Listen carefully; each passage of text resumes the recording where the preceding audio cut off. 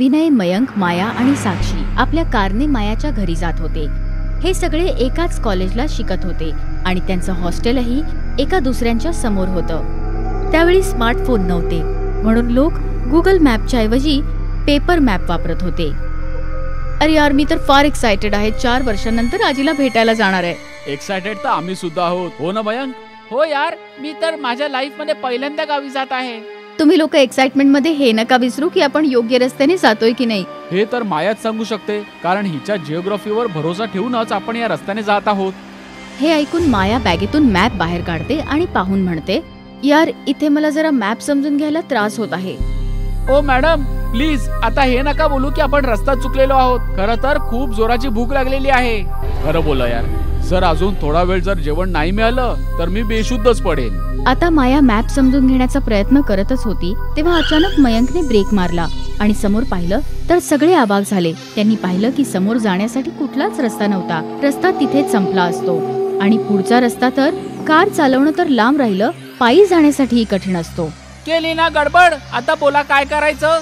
मला काय माहिती की पुढे रस्ता नसेल. तुझ्याजवळ मॅप होता, आधी बघायला हवं होतं ना. आता हे बघून सांगा की जवळपास कुठचं कोणतं गाव आहे का.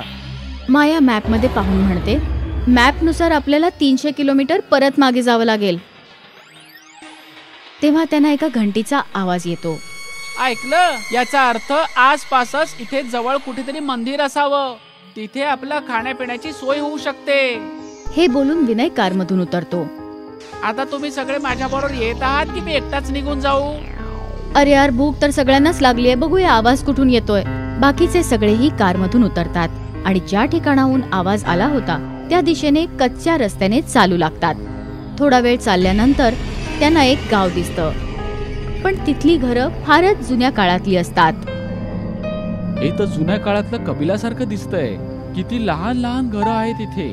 आपल्याला घराचं काय करायचं यार. एखादं मंदिर दिसलं की एखादा डाबा दिसू दे. थोडं अंतर चालल्यानंतर त्यांना एक ढाबा नजरेस येतो. तोही जुन्या काळातला दिसत होता. फक्त एक टेबल ज्याच्यावर रिकाम्या प्लेट्स ठेवलेल्या होत्या आणि 4 खुर्च्या. ते लोक जाऊन तिथे थांबतात. कमाल आहे यार. आता ढाबा दिसत आहे तर ढाबेवालाच गायब आहे. कोणी आहे? अरे या ढाब्यावर कोणी आहे का, असं म्हणत ते लोक इथे तिथे पाहू लागतात. बोला काय पाहिजे. त्यांनी पाहिलं की ढाब्यावर एक पोक्त वयाचा माणूस आहे, ज्याला पाहून सगळे थक्क होतात.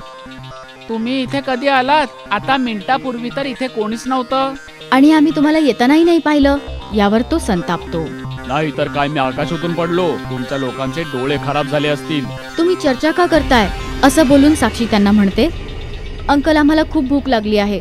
तुमच्या जवळ काही खायला मिळेल का? जे पाहिजे ते मिळेल. बोला काय बनवू. अरे असं जर असेल तर चिकन घेऊन या अंकल, मज्जा येईल. हे ऐकून ढाबेवाला मोठ्या आवाजात बोलतो, सेवकराम जा आणि सगळ्यांसाठी कोंबडा घेऊन ये. तेव्हा ते बघतात की ढाब्याच्या मागे झोपडीतून एक लंगडा माणूस पळत येत आहे. त्याच्या हातात 2 डिश दिसत आहेत. अरे वा, इतक्या लवकर तयार पण झालं. 4 जण खुर्च्यांवर बसतात. लवकर काढा मित्रांनो, खूप भूक लागली आहे. मयंक जेव्हा डिश बाजूला काढून चमचा टाकतो तेव्हा तुटलेला माणसाचा हात चमच्यात येतो. हे पाहून 4 घाबरून जातात आणि किंचाळून उभं राहतात. खा खा मुलांनो, काय झालं, घाबरून का गेला. ती 2 माणसं त्यांच्याकडे पाहून बोलतात तेव्हा त्यांचे चेहरे भयानक होऊन जातात आणि डोळे लाल होऊन चमकायला लागतात. हे पाहून ते 4 किंचाळून तिथून पळून जातात. पळता पळता विनयचा पाय एका खड्ड्यात अडकतो आणि मुरगळतो आणि त्यामुळे तो पडतो. अरे थांबा, अरे थांबा थांबा थांबा थांबा. विनय ओरडत असतो, पण ते सगळे इतके घाबरलेले असतात की ते विनयकडे लक्ष न देता पुढे निघून जातात. खूप वेळ विनय आपल्या पायांना पकडून बसून असतो. मग हळूहळू चालायला सुरुवात करतो. त्याला दिसतं की समोर एका टेकडीवर बाबा बसलेले आहेत. बाबा बाबा माझी मदत करा बाबा. विनयचा आवाज ऐकून बाबा डोळे उघडतात. बोल पोरा, कोण आहेस तू? तू इथे कसा आलास?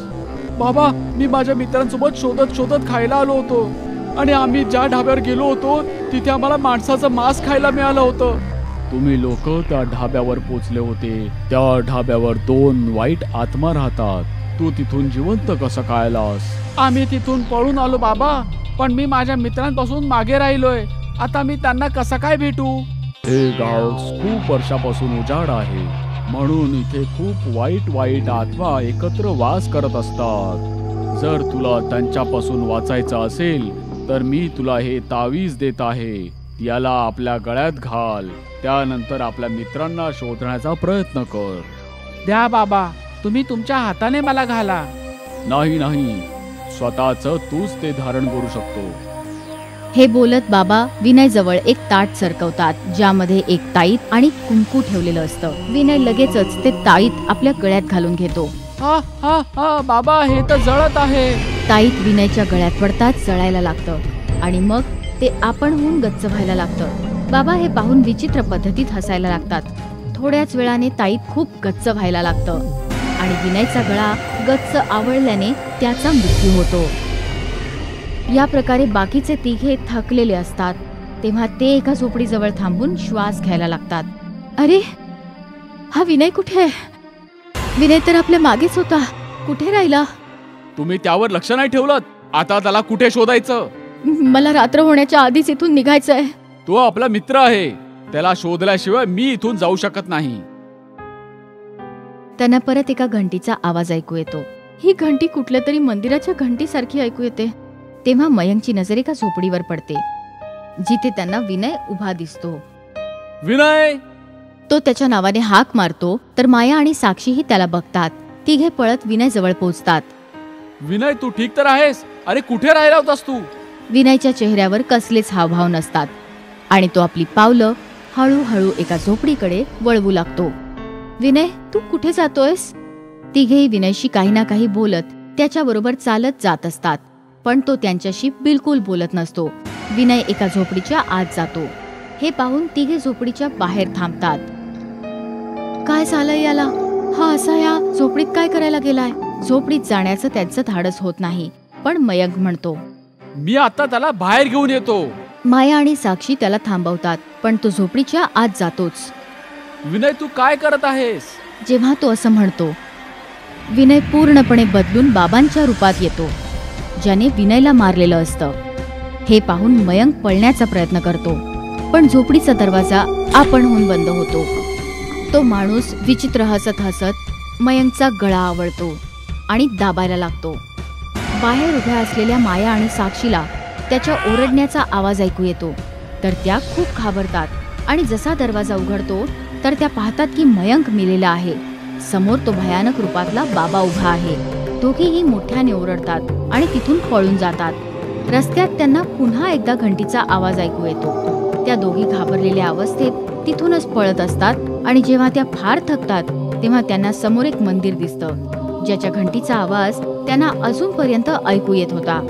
दोघी मंदिराच्या आत जाऊन जमिनीवर पडतात आणि मोठमोठ्याने श्वास घेऊ लागतात. थोड्या वेळानंतर जेव्हा त्या शुद्धीवर येतात तेव्हा त्या बघतात की समोर एक भटजी बसलेले आहेत. मुलींनो, मला सगळं माहित आहे की तुम्ही त्या भुताटकी कबिल्यातून येत आहात. तिथे वाईट वाईट आत्मा वास करतात. मी तुम्हाला हा भस्म देत आहे. याला आपल्या माथ्यावर लावा आणि सरळ उत्तर दिशेने रवाना व्हा. पण पंडितजी, आमच्या मित्रांचं काय होईल? ते आता या जगात नसतील. आतापर्यंत त्यांना त्या आत्म्यांनी मारून टाकलं असेल. हे ऐकून माया आणि साक्षीच्या डोळ्यातून पाणी यायला लागतं. मग भटजी त्या दोघींच्या कपाळावर भस्म लावतात. त्यामुळे त्या वाईट आत्मा त्यावर हल्ला करू शकणार नाहीत. मग त्या दोघी मंदिराकडून उत्तर दिशेला रवाना होतात. बरंच अंतर चालल्यावर त्यांना तो रस्ता दिसला, जिथे त्यांनी कार उभी केली होती. रस्ता मिळाल्याने त्या दोघी देवाला धन्यवाद करतात आणि कारमध्ये बसून परत शहराकडे निघून जातात.